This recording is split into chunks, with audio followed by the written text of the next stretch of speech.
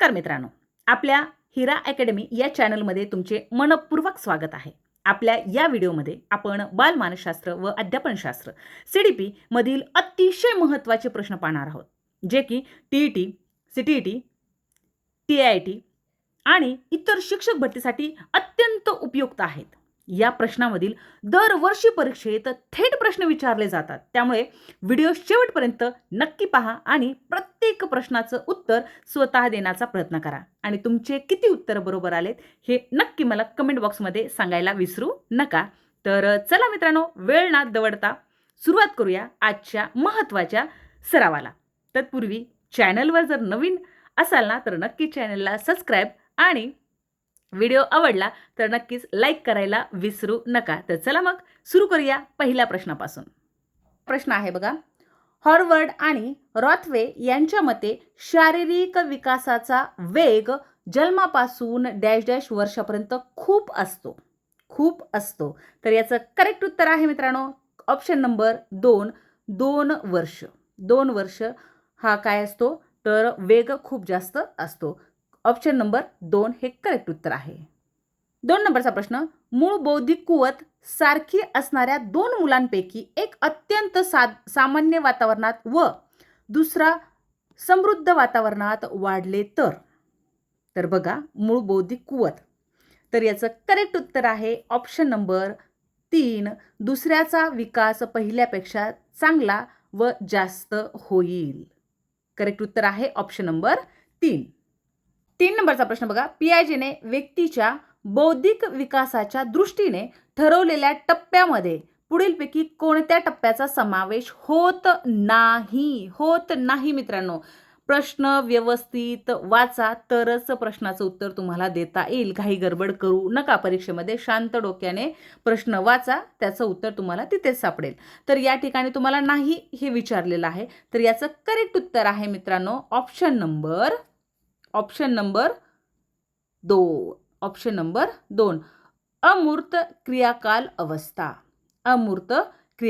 अवस्था हे या प्रश्नाचं करेक्ट उत्तर आहे मित्रांनो. आणखी आपल्याला जीन पियाजेच्या बौद्धिक विकासाचे 4 टप्पे आहेत बघा, ते कोणकोणते आहेत ते पाहूया आपण. या ठिकाणी बघा, जीन पियाजेने बौद्धिक विकासाचे 4 टप्पे काय केलेत, निश्चित केलेत. मग ते कोणकोणते? त्यातला पहिला टप्पा आहे बघा, शब्दपूर्व अवस्था. तर शब्दपूर्व अवस्थेमध्ये कोणती अवस्था आहे ती, किती ते किती ते पहा. ही अवस्था 0 ते 2 वर्षापर्यंतची आहे. यात मूल आत्मकेंद्रित असून यात प्रत्यक्षात भाषेला महत्त्व नसले तरी भाषा विकसित हा होतच असतो. बघा, 0 ते 2 वर्षापर्यंत मुलगा हा जरी त्याला भाषेचं ज्ञान नसेल तरी पण त्याची भाषा विकसित होत असते या वयामध्ये. पहिलं आहे शब्दपूर्व अवस्था. आता दुसरी पाहूया, क्रियापूर्व प्रतिनिधित्वाचा काळ. हा आहे दुसरा. आता यामध्ये काय सांगितलं बघा, ही अवस्था 2 ते 7 वर्षापर्यंत असते. या अवस्थेत प्रत्यक्ष क्रियामधून ज्ञान मिळते. हे ज्ञान विविध अनुकरणातून मिळत असते आणि लहान मूल हे अनुकरणातून शिकत असतं. म्हणजेच ह्या 2 अशा झाल्या. तर हे 4 टप्पे आपल्याला सांगितलेले आहेत त्यांनी. 3 नंबरचा टप्पा बघा, मूर्त क्रियाकाल अवस्था. त्यामध्ये काय सांगितलं बघा, ही अवस्था 7 ते 12 वर्षापर्यंत असते. बघा, वर्ष लक्षात ठेवा, कोणत्या अवस्थेमध्ये किती ते किती वर्ष. आता मूर्त अवस्थेमध्ये 7 ते 12 वर्षापर्यंत असते. यात विद्यार्थी निष्कर्ष काढण्यास शिकतात. उदाहरणार्थ वर्गीकरण करणं, संख्याज्ञान, परिणाम हे काय असतात, त्या विद्यार्थ्यांचे काय असतात, निष्कर्ष करण्याची त्यांची एक प्रकारची कुवत झालेली असते. त्याच नंतर बघा 4 नंबरचा आहे बौद्धिक विकासाची अवस्था. तर ही अवस्था 12 ते 16 वर्षापर्यंत होते किंवा असते. या अवस्थेतील मुले अमूर्त गोष्टी, तर्क, अनुमान यावरती विचार करू लागतात. म्हणजे तर्क करतात आणि त्यावर अनुमान लावण्याची त्यांची जी प्रबळता आहे ती ह्या अवस्थेमध्ये त्यांना येत असते. ह्या झाल्या जीन पियाजेच्या बौद्धिक विकासाचे 4 टप्पे आहेत आणि यावर तुम्हाला प्रश्न विचारलेच जातात मित्रांनो. IMP आहे हे 4 टप्पे. नक्कीच तुम्ही चांगले अभ्यासा. वाटल्यास तुम्ही याचा स्क्रीनशॉट काढून घ्या. 4 नंबरचा प्रश्न बघा.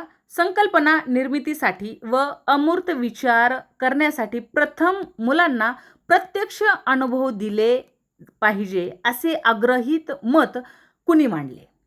तर याचं करेक्ट उत्तर आहे ऑप्शन नंबर 4. पियाजे यांनी हे मत मांडलेलं आहे. Option number 4. 5 नंबरचा प्रश्न बघा. किशोरावस्थेत औपचारिक शिक्षणाला सुरुवात झाली की पुढीलपैकी कोणती गोष्ट टाळावी? बघा इथं टाळावी हे सांगितलेलं आहे. तर याचं करेक्ट उत्तर आहे, तुम्ही सर्व ऑप्शन व्यवस्थित वाचा. तुम्हाला तेवढा पॉज करा व्हिडिओ आणि त्यावरून तुम्ही आन्सर देण्याचा प्रयत्न करा मित्रांनो. तर याचं करेक्ट उत्तर आहे ऑप्शन नंबर 2. शालेय तासिका मोठ्या कराव्यात. तर हे टाळणं गरजेचं आहे. रटाळपणा एक शिक्षण पद्धतीमध्ये रटाळपणा येऊ शकतो विद्यार्थ्यांना. त्यामुळे किशोरावस्थेत औपचारिक शिक्षणाला जर सुरुवात झाली तर तिथं नक्कीच मोठ्या तासिका टाळाव्यात. हे झालं या प्रश्नाचं करेक्ट उत्तर ऑप्शन नंबर 2. 6 नंबरचा प्रश्न बघा. खाली दिलेल्या नियमामध्ये अनुवंशिकतेचा नियम कोणता नाही? कोणता नाही आहे म्हणून म्हटलेलं नाहीये. गडबडीत तुम्ही प्रश्न वाचता आणि पटकन उत्तर देण्याचा प्रयत्न करता आणि हेच काय तर परीक्षकाला माहिती असतं, त्यामुळे अशा प्रकारचे प्रश्न ते निर्माण करतात. तर चला काय सांगितले, अनुवंशिकतेचा नियम कोणता नाही हे सांगितले. तर याचं करेक्ट उत्तर आहे ऑप्शन नंबर 4. ऑप्शन नंबर 4 परिणामाचा नियम. परिणामाचा नियम हे काय तर अनुवंशिकतेचा नियम नाहीये. तर चला मग आपण अनुवंशिकतेचे नियम कोणकोणते ते पाहूया. या ठिकाणी बघा अनुवंशिकते संबंधीचे नियम आपण पाहूया. तर पहिला आहे साधम्याचा नियम.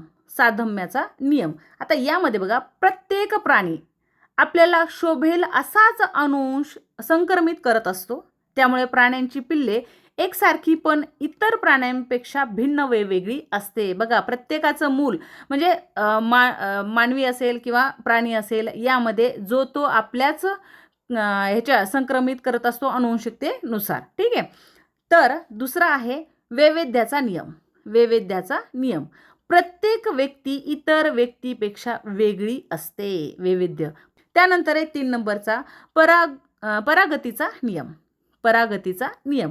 आता यामध्ये बघा उंची, जाडी, रंग आईवडिलांसारखा असतो. हे साधम्य आपल्याला काय होईल तर यामध्ये दिसून येईल. म्हणजे परागतीचा नियम जर म्हटलं की लगेच लक्षात येऊ द्या की त्या ठिकाणी उंची, जाडी, रंग हे तर काय होऊन जाईल अनुवंशिकतेनुसार आईवडिलांचे मुलांमध्ये उतरतात. तर हे झाले तुमचे 3 अनुवंशिकतेचे नियम. इम्पॉर्टंट आहेत मित्रांनो, त्यामुळे नक्कीच याला 2दा-3दा तरी पहा म्हणजे तुमच्या लक्षात बसेल. 7 नंबरचा प्रश्न बघा. 25 पेक्षा कमी बुद्धिगुणांक असलेला विद्यार्थी पुढीलपैकी कोणत्या वर्गात असेल? 25 पेक्षा कमी असणारा. तर याचं करेक्ट उत्तर आहे ऑप्शन नंबर 3 जड बुद्धी. जड बुद्धी 25 पेक्षा कमी असणारे आहेत. आणि या ठिकाणी आपल्याला टर्मन यांनी व्यक्तीचे वर्गीकरण कशा पद्धतीत केले ते आपण आता पाहूया. बघा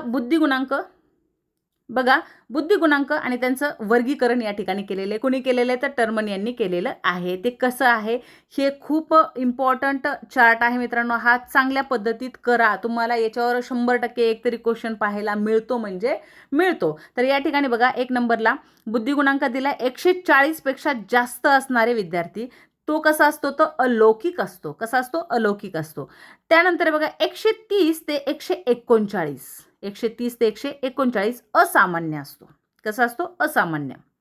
त्यानंतर 120 ते 129 कुशाग्र बुद्धीचा असतो. कुशाग्र बुद्धीचा विद्यार्थी असतो. 110 ते 119 110 ते 119 शीघ्र बुद्धीचा तो विद्यार्थी असतो. आणि याच्यावर प्रश्न आलेला आहे मित्रांनो 110 ते 119 वर. त्यानंतर बघा 90 ते 109 सामान्य बुद्धीचा विद्यार्थी असतो. सामान्य बुद्धीचा. त्यानंतर 80 ते 89 उपसामान्य. त्यानंतर 70 ते 79 अतिसामान्य. त्यानंतर 60 ते 69 अल्पबुद्धीचा विद्यार्थी. अल्पबुद्धीचा विद्यार्थी किंवा व्यक्ती. त्यानंतर 40 ते 59 मंदबुद्धी. काय होते मंदबुद्धी. त्यानंतर 20 ते 39 जो प्रश्न आता विचारला तुम्हाला 20 ते 39 म्हणजे जवळपास 25च्या खाली म्हणून विचारलं ना तुम्हाला, 25पेक्षा कमी, त्यामध्येच येतो. तो कोणता येतो? जड बुद्धी. कोणता येतो? जड बुद्धी. आणि 20पेक्षा कमी असणारा निर्बुद्धी. काय येतोय? 20पेक्षा कमी निर्बुद्धी. एकतर बघा मित्रांनो, एकतर खूप कमी विचारलं जातं, खूप जास्त किंवा मध्ये सुद्धा हे विचारलं जातं. त्यामुळं हा चार्ट खूप महत्त्वाचा आहे. चांगल्या पद्धतीत अभ्यासा. 8 नंबरचा प्रश्न बघा. टर्मन या अमेरिकन मानसशास्त्राने तयार केलेल्या बुद्धिगुणांकाचे सूत्र कोणते? आणि हा पण IMP आहे, सूत्र विचारलंच जातं मित्रांनो. त्यामुळे याचं करेक्ट उत्तर आहे ऑप्शन नंबर 1. बुद्ध्यांक बरोबर मानसिक वय भागिले शारीरिक वय गुणिले 100. म्हणजेच MA भागिले CA गुणिले 100. लक्षात येते? तर हे झालं या प्रश्नाचं करेक्ट उत्तर. 9 नंबरचा प्रश्न. संकल्पना तयार होताना पुढीलपैकी कोणती बाब सहाय्यक ठरत नाही? पुन्हा एकदा नाही या प्रश्नाचं उत्तर असा प्रश्न विचारलेला आहे. बाब सहाय्यक ठरत नाही. तर याचं करेक्ट उत्तर आहे ऑप्शन नंबर 4. संकल्पना निर्मितीमध्ये भाषेवर प्रभुत्व नसणे. भाषेवर प्रभुत्व नसणे ह्या प्रश्नाचं करेक्ट उत्तर आहे 4 नंबरचं. आणि यापुढे बघा, संकल्पना निर्मितीचे काही टप्पे दिलेले आहेत. आणखी आपण ते टप्पे काय करूया सविस्तर पाहूया. संकल्पना निर्मितीचे टप्पे. आता 1 नंबरचा टप्पा जर बघितला आपण, वस्तू, पदार्थ, प्राणी यांचे ज्ञान होणे, पहिला टप्पा. दुसरा आहे गुण वैशिष्ट्ये वेगळी करणे. तिसरा गुण वैशिष्ट्याचे सामान्यीकरण करणे. त्यानंतर 4 नंबरचा संकल्पनेला अमूर्त रूप देणे. आणि शेवट आहे शब्दाच्या माध्यमातून संकल्पना व्यक्त करणे. तर हे आहेत संकल्पनेचे टप्पे. काय तर संकल्पनेचे टप्पे. इम्पॉर्टंट आहे मित्रांनो. आणि बघा, मी जवळपास तुम्हाला हे प्रश्न तुम्हाला 2013मध्ये जवळपास पडलेले आहेत. त्यामुळे चांगल्या पद्धतीत तुम्ही काय करा, रिपीट प्रश्न होतात म्हणजे होतात. मानसशास्त्रामध्ये CDPमध्ये जवळपास तुम्हाला रिपीटेड प्रश्न पाहायला मिळतील. 10 नंबरचा प्रश्न बघा. संयमित, अभ्यासू, संशोधक, संकुचित या उदाहरणाचा समावेश व्यक्तिभेदातील कोणत्या अंगात होईल? हा प्रश्न आहे व्यक्तिभेदाचा. हा प्रश्न काय तर व्यक्तिभेदाचा आहे. तर यामध्ये संयमित, अभ्यासू, संशोधन आणि संकुचित हे उदाहरण असलेला कोणतं असणार आहे? तर याचं करेक्ट उत्तर आहे ऑप्शन नंबर 2. वृत्ती. काय? वृत्ती. ऑप्शन नंबर 2 या प्रश्नाचं आहे. आणि आणखी आपण काय करूया, व्यक्तिभेद कोणकोणते असतात त्याचे उदाहरण आपण थोडक्यात पाहूया. या ठिकाणी बघा, व्यक्तिभेद. आता भेदामध्ये बघा, आवड निवड. तर व्यक्तीमध्ये कला, खेळ, वाचन यामध्ये काय असू शकते? तर आवड निवड वेगवेगळी असू शकते. त्याच नंतर वृत्तीमध्ये बघा, संयमित, अभ्यासू, संशोधन, संकुचित. तर याच्यामध्ये वृत्तीमध्ये ह्या गोष्टी वेगवेगळ्या असू शकतात प्रत्येक व्यक्तीमध्ये. त्यानंतर बौद्धिकमध्ये सुद्धा बुद्धिगुणांक वर्गीकरण. त्यानंतर त्यामध्ये सामान्य असू शकते, जड असू शकते, खूप म्हणजे हुशार, कुशाग्र असू शकते इत्यादी. तुम्हाला याच्यामध्ये बौद्धिक गोष्टी दिसून येतात. उदाहरणं म्हणजे व्यक्तिभेद तुम्हाला या ठिकाणी दिसून येईल. त्यानंतर शारीरिकमध्ये माहिती आपल्याला चेहरा, उंची, रंग, आकार इत्यादी बऱ्याचशा गोष्टी आपल्याला वेगळ्या दिसून येतात. त्यानंतर स्वभाव. नक्कीच त्यामध्ये तुम्हाला भित्रा, धाडसी, आनंदी, भांडकुदर, खडूस आपण असे जे वेगवेगळे म्हणतात, तर त्या गोष्टी स्वभावामध्ये पण वेगवेगळेपणा आपल्याला आढळून येतो व्यक्तिभेद. त्यानंतर व्यक्तिमत्व. त्यामध्ये येईल शरीरसौष्ठ, सौंदर्य, सामाजिक जाणीव. त्यानंतर मानसिकमध्ये कल्पना, विचार, अवधान, प्रेरणा, प्रतिमा यामध्ये सुद्धा आपल्याला काय येईल तर व्यक्तिभेद म्हणजे वेगळेपणा आपल्याला आढळून येईल. त्यानंतर भावनिकमध्ये भावभावना, राग, लोभ, प्रेम, ह्या सगळ्या जिव्हाळा, या सगळ्या गोष्टी आपल्याला यामध्ये आढळून येतील व्यक्तिभेदामध्ये. नाविन्यामध्ये काय येईल तर त्यामधूनच आपल्याला सृजनशीलता पण आपण म्हणू शकतो. तर त्यामध्ये चित्रकार, शिल्पकार यांचे नाविन्य आपल्याला दिसून येईल. त्यानंतर सामाजिकतेमध्ये आपल्याला व्यक्तिभेद कसा आढळून येईल. कोणी गरीब आहे, कोणी श्रीमंत आहे, कोणी मध्यमवर्गीय आहे, ह्या गोष्टी आपल्याला दिसून येतील.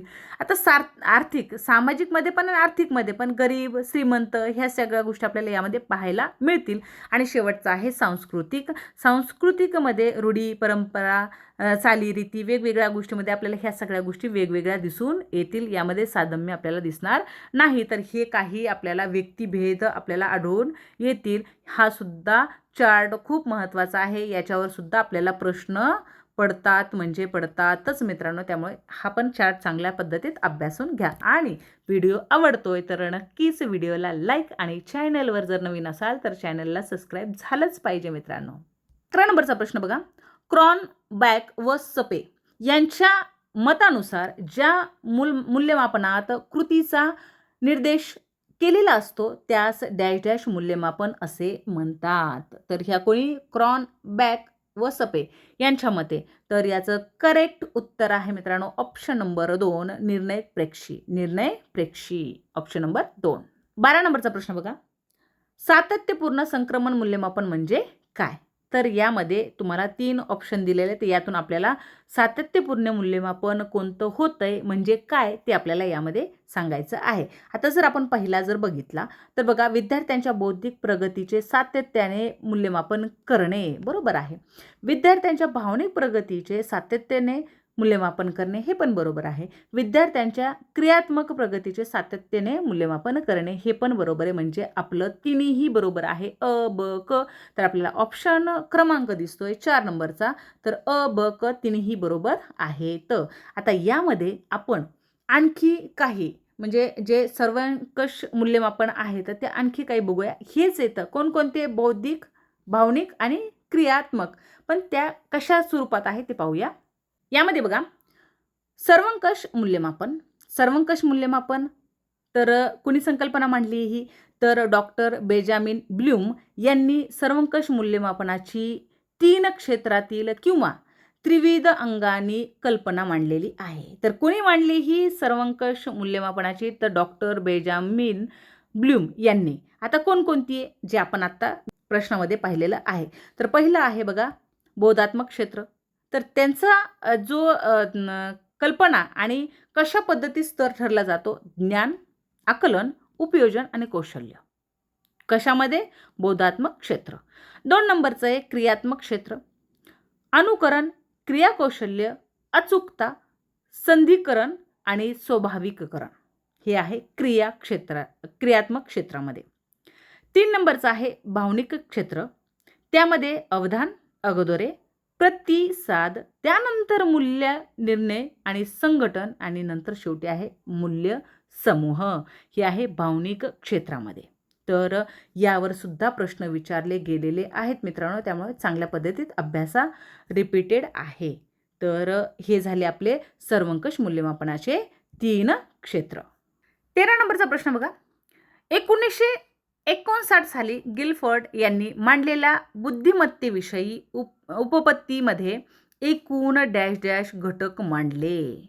बघा, गिलफर्ड यांनी 1959 मध्ये बुद्धिमत्तेविषयी उपपत्तीमध्ये किती घटक मांडले? तर याचं करेक्ट उत्तर आहे ऑप्शन नंबर 1 120. 120. आणि मित्रांनो हे 120 कसे तयार झाले ते आपण आता पाहूया. 120च का, कशामुळे हे आपण पाहूया. यामध्ये बघा कशा पद्धतीत केलेत. तर आशय पहिला आहे, क्रिया आणि निर्मिती हे 3 मिळून 120 घडलेले आहेत. ते कसे बघा. आशयामध्ये 4 आहेत. आता ते 4 कोणते आहेत बघा. कारक रूपे, सांकेतिक, शब्दविषयक आणि वार्तानिक. काय? वार्तानिक हे आहेत 4. ओके. त्यानंतर एक क्रियामध्ये किती घडतायत? तर या ठिकाणी घडतायत 5. किती घडतायत? 5. कोणते येतं? बोधन, भिन्न, एकाग्र, स्मरण आणि मूल्यमापन. हे झाले 5. आता निर्मितीमध्ये किती आहेत? तर टोटल आहेत 6. किती आहेत? 6. कोणकोणते? घटक, वर्ग, संबंध, पद्धती, रूपांतर आणि ध्वनार्थ. हे झाले 6. आणि हे 3 मिळून गिलफर्ड यांनी 4 गुणिले 5 गुणिले 6 टोटल आहेत 120 घटक मांडलेले आहेत. म्हणजेच कशा पद्धतीत हे घटक निर्माण झाले हे आपण पाहिलेले आहेत. या 3 घटकातून आशय, क्रिया आणि निर्मिती यावर सुद्धा तुम्हाला प्रश्न विचारू शकतात. 14 नंबरचा प्रश्न बघा. व्यक्तिभेद लक्षात घेऊन शिक्षकांनी अध्ययन पद्धतीत इष्ट ते बदल केले पाहिजेत. कारण बघा, व्यक्तिभेद म्हणजे विद्यार्थी पाहून तुमच्यामध्ये अध्ययनाची पद्धत ही तुम्ही बदलली पाहिजे. तर ती कोणती आहे, का कारण आहे, त्याचं काय कारण आहे, तर त्याचं करेक्ट उत्तर आहे ऑप्शन नंबर वरील सर्व. ते कसे बघा, मुलांची बौद्धिक पातळी भिन्न असते. बरोबर आहे, भिन्न असते म्हणूनच आपल्याला विद्यार्थी पाहूनच तुम्हाला बदल करावा लागेल. मुलांची आकलन शक्ती भिन्न असते. अगदी बरोबर. प्रत्येक विद्यार्थ्याला कुवतीनुसार प्रगती करण्याचा अवसर मिळेल. हे पण बरोबर आहे. म्हणजे वरील सर्व ह्या प्रश्नाचं करेक्ट उत्तर आहे. 15 नंबरचा प्रश्न, जॉनला लॅटिन भाषा शिकवण्या अगोदर शिक्षकांना जॉनबद्दल माहिती व ज्ञान असले पाहिजे. या विधानावरून खालीलपैकी कोणत्या शिक्षणाचा बोध होतो? तर बघा, कोणत्या शिक्षणाचा बोध होतो? करेक्ट उत्तर आहे ऑप्शन नंबर करेक्ट उत्तर आहे ऑप्शन नंबर 3, विद्यार्थी केंद्रित शिक्षण. म्हणजेच विद्यार्थ्याला लॅटिन भाषा शिकवण्या अगोदर त्या शिक्षकाने जॉनबद्दल तुम्हाला माहिती, म्हणजे तो पण विद्यार्थ्याबद्दल माहिती असणं गरजेचं आहे. त्यावरून कोणती शिक्षण? विद्यार्थी केंद्रित शिक्षण, म्हणजे विद्यार्थ्याचा विचार केलेला आहे तरच ही शिक्षण म्हणजे विद्यार्थी केंद्रित काय होऊ शकते, ही पद्धत होऊ शकते. 16 नंबरचा प्रश्न बघा, मतिमंदत्वातील पुढील पैकी कोणत्या प्रकारामध्ये बालके चांगल्या पद्धतीने साक्षर होऊन व्यवसाय क्षमता आत्मसात करू शकतात? कोणत्या ह्याच्यामध्ये करू शकतात? तर याचं करेक्ट उत्तर आहे ऑप्शन नंबर 2, सौम्य मतिमंदत्व. सौम्य मतिमंदत्व, ऑप्शन नंबर 2.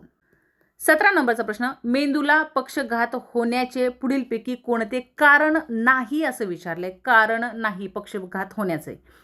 तर याचं करेक्ट उत्तर आहे ऑप्शन नंबर 4, कवटीचा आकार मोठा असणे. हे काही कारण असू शकत नाही मेंदूचा पक्षघात होण्याचं. लक्षात येतंय? तर आपण आता काही कोणकोणते कारण असू शकतात या बघा. हा कारण नाहीये म्हणजेच हे कारण आहेत, 100% खरे आहेत. हे 3 कारण तर आहेतच आणि हे कारण नाहीये. मग कारण कोणकोणते, आणखी काही आपण कारण पाहूया. मेंदूच्या पक्षघाताचे काही कारण आहेत बघा. कवटीचा आकार लहान असणे. बघा, मोठा असणे काही कारण असू शकत नाही, पण लहान असणे हा काय तर एक पक्षघाताचा प्रकार किंवा कारण असू शकते. गर्भावस्थेतील स्त्रीने घेतलेले औषधे, जवळच्या नात्यातील लग्न, मूल जन्माला आल्यावर रडत नाही हे कारण असू शकतं. अपघातात मेंदूवर इजा, अशक्त माता, त्यानंतर मुलाचे वजन कमी असणे, अशा प्रकारचे काही कारणे मेंदूचा पक्षघात असण्याचे कारणे हे असू शकतात. इम्पॉर्टंट आहे. नक्कीच एकदा पाहिलं, एकदा वाचले तर ते तुमच्या लक्षात बसण्यासारखे आहेत. 18 नंबरचा प्रश्न बघा, दृष्टीदोषावर मात करण्यासाठी कोणती गोष्ट करू नाही? तर याचं करेक्ट उत्तर आहे ऑप्शन नंबर 2, पुस्तक जवळ घेऊन वाचावे. तर हे एकदम डोळ्यासमोर डोळ्याजवळ घेऊन वाचू नये. तर हे काय असू शकतं, एक प्रकारचं दृष्टीदोषावर मात करण्यासाठी कोणते कारण करू नये. तर हे ऑप्शन नंबर 3 हे आहे. 19 नंबरचा प्रश्न बघा, खालीलपैकी कोणत्या विद्यार्थ्यामध्ये प्रज्ञावान मुलांचे लक्षण दिसून येते? प्रज्ञावान मुलांचे लक्षण दिसून येते. तर याचं करेक्ट उत्तर आहे ऑप्शन नंबर 2, ब ला चालू घडामोडीविषयीचे अज्ञान नाही. म्हणजे त्याला ज्ञान आहे, अज्ञान नाही आहे त्याला, असं काही नाही आहे. तो सज्ञान आहे, त्याला ज्ञान आहे त्याबद्दल. म्हणजेच करेक्ट उत्तर आहे ऑप्शन नंबर 2. आता यामध्ये प्रज्ञावान मुलांची लक्षणे काय काय आहेत? हे तर काय झाले, तर लक्षण दिसून येते. बरोबर आहे. तर हे एक आहे त्यामध्ये. आणखी काय काय लक्षणं दिसून येतात ते आपण पाहूया. बघा, प्रज्ञावान मुलांची लक्षणे, नवनिर्मिती करण्याकडे कल असतो, म्हणजे सृजनशीलता त्यामध्ये असते. त्यानंतर सर्व गोष्टीत पुढे असतात. खेळामध्ये, कला, अभ्यास इत्यादी सर्व गोष्टीमध्ये ते विद्यार्थी काय असतात, मूल पुढे असतात. त्यानंतर बघा, सामान्य मुलांपेक्षा जास्त हुशार असतात. बुद्ध्यांक जास्त असतो. ही मुले जिद्दी असतात. हवे ते करण्यासाठी धडपड करत असतात. त्यानंतर नवीन ज्ञान मिळवण्याची प्रबळ इच्छा त्यांच्यामध्ये असते. त्यानंतर नेतृत्व करण्याची क्षमता त्यांच्यामध्ये असते व आज्ञाधारकता पण त्यांच्यामध्ये असते. काही आदर्श व्यक्ती त्यांच्या डोळ्यासमोर असतात, त्यामुळेच ते तशा पद्धतीत वागण्याचा प्रयत्न करतात. त्यानंतर बौद्धिक खेळात कल जास्त असतो. आकलन क्षमता पण जास्त असते, समस्या सोडवण्यास हुशार असतात आणि तर्कशक्ती चांगलीच असते त्यांच्यामध्ये. अशा प्रकारचे जे काही प्रज्ञावान मुलांची काय असते तर ते लक्षणे आपल्याला दिसून येतात. 20 नंबरचा प्रश्न बघा. विशेष शिक्षकांनी खालीलपैकी कोणती बाब टाळावी? बघा, टाळावी. तर याचं करेक्ट उत्तर आहे ऑप्शन नंबर 3, विशेष गरजा असणाऱ्या मुलांच्या मानसिकतेचा विचार न करणे. हे टाळावं. म्हणजे विशेष गरज असणाऱ्या विद्यार्थ्यावर त्याच्या मानसिकतेचा तुम्ही विचार करायलाच पाहिजे. लक्षात येते? अशा पद्धतीचा प्रश्न तर तुम्ही सहज काय करू शकता, सोडवू शकता. 21 नंबरचा प्रश्न बघा. विज्ञाननिष्ठ भूमिकेवर आधारलेल्या मानसशास्त्राचा पाया घालून वेदना, भावना आणि कल्पना यांच्या अभ्यासावर विशेष भर पुढीलपैकी कोणी दिला? तर याचं करेक्ट उत्तर आहे option number 1, William Wundt. Option number 1. 22 नंबरचा प्रश्न बघा. बँगले यांनी कोणती उपपत्ती मांडली? तर याचं करेक्ट उत्तर आहे ऑप्शन नंबर 4, आदर्शवादी उपपत्ती. आता यामध्ये सामान्यीकरणाची उपपत्ती कोणी मांडली? तर C.H. जड यांनी मांडली. त्यानंतर बघा, समान घटकाची उपपत्ती कोणी मांडली? तर थॉर्नडाईक यांनी मांडली. करेक्ट उत्तर आहे ऑप्शन नंबर 4, आदर्शवादी उपपत्ती. 23 नंबरचा प्रश्न. अध्यापनासंबंधीचे पुढील 4 स्पष्टीकरणे कुणी दिली? पहिला आहे वर्णनात्मक, दुसरा आहे ब, परिणामकारक दिष्टीत, क आहे उद्दिष्टदिष्टीत आणि ड आहे आदर्शवादी. तर हे कोणी दिलेले आहेत? तर करेक्ट उत्तर आहे option number 2, B.O. Smith. Option number 2 correct उत्तर आहे. 24 नंबरचा प्रश्न. शालेय अध्यापनाचे प्रतिमान मॉडेल ऑफ स्कूल लर्निंग यांनी शोधून काढले. कोणी शोधून काढले? तर करेक्ट उत्तर आहे ऑप्शन नंबर 4, जॉन बी कॅरोल. करेक्ट उत्तर आहे ऑप्शन नंबर 4. 25 नंबरचा प्रश्न बघा. शिक्षक व विद्यार्थी यांच्यामधील आंतरक्रियेच्या प्रक्रियेवर परिणाम करणारे खालीलपैकी काही घटक आहेत. मग ते बरोबर आहेत का? कोणकोणते घटक आहेत ते आपल्याला पाहायचे. तर यामध्ये बघा, पहिलं आहे वर्गातील विद्यार्थ्यांचे विविध गट, बरोबर आहे. शिक्षक व विद्यार्थी यांचे व्यक्तिमत्व, बरोबर आहे. विद्यार्थ्याला शिकवण्यासाठी मिळणारी प्रेरणा आणि शिक्षकांचा विद्यार्थ्याकडे पाहण्याचा दृष्टिकोन, म्हणजेच आंतरक्रियावरील जो परिणाम आहे, हे 4ही काय होतात ते बरोबर आहेत. तर याचं करेक्ट उत्तर आहे ऑप्शन नंबर 3, अ, ब, क, ड सर्व. हे सर्व घटक यामध्ये सामावले जातात. आणि आणखी काही शिक्षक व विद्यार्थी यांच्यामधील आंतरक्रियेचे प्रक्रियेवरील परिणाम हे काय, कोणकोणते घटक आहेत ते आता आपण पाहूया, थोडक्यात पाहूया. यामध्ये बघा, शिक्षक व विद्यार्थी यांच्यामधील आंतरक्रियेचे प्रक्रियेवर परिणाम करणारे घटक आणखी कोणकोणते आहेत? तर बघा, वर्गातील परिस्थितीचा अंदाज येतो. त्यानंतर शिक्षक व विद्यार्थी आंतरक्रियेमुळे प्रतिक्रिया चांगली घडू शकते, अगदी बरोबर आहे. त्यानंतर विद्यार्थी गट तयार होतात, आपण आत्ता पाहिलं. शिक्षक व विद्यार्थी यांच्यातील व्यक्तिमत्व, हे पण आत्ताच्या प्रश्नामध्ये आपण पाहिलं. विद्यार्थ्यांना शिकवण्याची प्रेरणा मिळते, हे सुद्धा आत्ताच्या प्रश्नामधलंच ऑप्शन आहे. त्यानंतर शिक्षकांचा विद्यार्थ्याकडे पाहण्याचा दृष्टिकोन, वर्गात विद्यार्थ्याला आपलेपणा वाटते व शिक्षण आनंददायी वाटते, हे पण आहे. शिक्षण एकमार्गी होत नाही, तर ही द्विमार्गी आहे ना. विद्यार्थ्यांची पण इच्छा पाहिजे आणि शिक्षकांची पण इच्छा पाहिजे, तेव्हाच ह्या दोन्ही गोष्टी घडून येतात. दोन्ही जर असतील तरच ह्या गोष्टी घडून येतात. त्यानंतर विद्यार्थ्यांच्या मधील सुप्त गुणांना वाव मिळणे, हे सुद्धा आहे. म्हणजे हे आंतरक्रिया प्रक्रियेवरील परिणाम करणारे घटक आहेत. 26 नंबरचा प्रश्न. नाटकात प्रथमच काम करणाऱ्या शाळेतील विद्यार्थ्यांकडे संवाद पाठ असूनही नाट्यगृहातील गर्दी पाहून भाषण आठवत नाही, हे प्रत्यावरणातील डॅश डॅश या कारक गोष्टीमुळे घडते. बघा, अचानक खूप गर्दी पाहिल्यानंतर बऱ्याचशा वेळेला आपल्याला सगळ्या गोष्टी विसरून जातो आपण. तर कोणत्या कारक गोष्टीमुळे घडते? तर याच्यामध्ये आहे, करेक्ट उत्तर आहे ऑप्शन नंबर 4, भावनिक अडथळा येऊन जातो. आपण घाबरतो तेवढ्या वेळेला, म्हणजे भावनिक होतो, त्यामुळे करेक्ट उत्तर आहे ऑप्शन नंबर 4. 27 नंबरचा प्रश्न बघा. सहवास विषयक प्रेरणा खालीलपैकी कोणत्या प्रेरणेचा घटक आहे? कोणत्या प्रेरणाचा आहे? कोणतं सहवास विषयक? तर याचं करेक्ट उत्तर आहे ऑप्शन नंबर 3 सामाजिक प्रेरणा. सामाजिक प्रेरणा ऑप्शन नंबर 3. 28 नंबरचा प्रश्न बघा. खालीलपैकी अवधानाला नियंत्रित करणारा बाह्य घटक कोणता? म्हणजे कुणाला अवधानाला नियंत्रित करणारा बाह्य घटक कोणता आहे? तर करेक्ट उत्तर आहे ऑप्शन नंबर 4 परिवर्तन. ऑप्शन नंबर 4 परिवर्तन. आता यामध्ये आपण कोणकोणते आणखी बाह्य घटक आणि आंतरिक घटक आहेत ते पाहूया. बघा, अवधानाला नियंत्रित करणारे अंतर्घटक कोणकोणते? तर सवय, त्यानंतर आंतरघटक येतात सवय, आवड, गरज, प्रेरणा, अनास्था, मानसिक संतुलन. हे काय झाले तर आंतरिक घटक आहेत. आणि मित्रांनो, व्हिडिओ आवडतोय, हेल्पफुल वाटतोय तुम्हाला, खरंच चांगला वाटतोय तर नक्कीच व्हिडिओला लाईक आणि चॅनलवर नवीन असाल तर चॅनलला सबस्क्राईब केल्याशिवाय पुढे जाऊ नका. तर पुढचा आहे बघा बाह्य घटक. बाह्य घटकामध्ये परिवर्तन, सुखद व दुःखद घटना, त्यानंतर आकस्मिक घटना आणि गोंगाट आणि आवाज.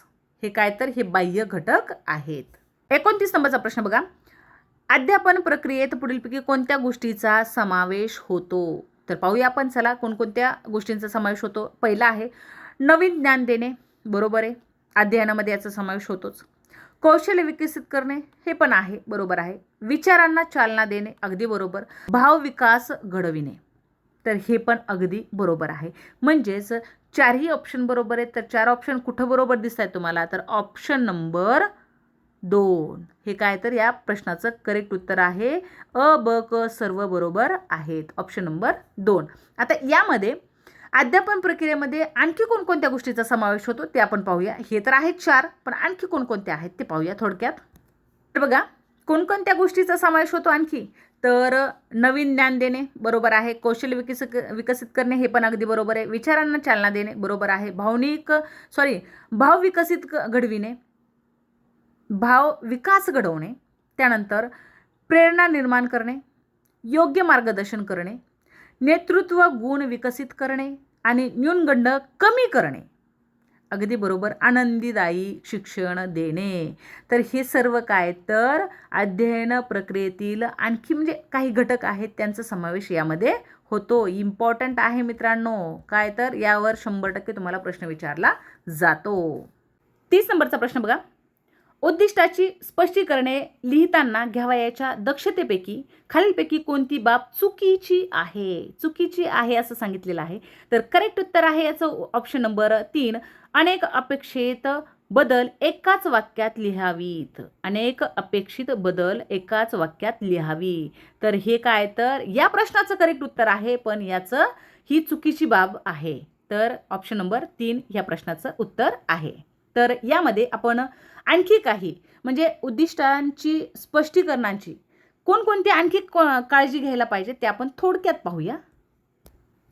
तर कोणकोणत्या काळजी घ्यायला पाहिजे? तर स्पष्टीकरण एकवचनात असावे, स्पष्टीकरणे स्पष्ट मांडावीत, त्यानंतर अपेक्षित वर्तन बदल मांडावा, कौशल्याच्या मर्यादा व दर्जा यांचा स्पष्ट उल्लेख करावा, त्यानंतर अपेक्षित बदल क्रमाने लिहावेत आणि ठरवलेल्या उद्दिष्टानुसार स्पष्टीकरण मांडावे.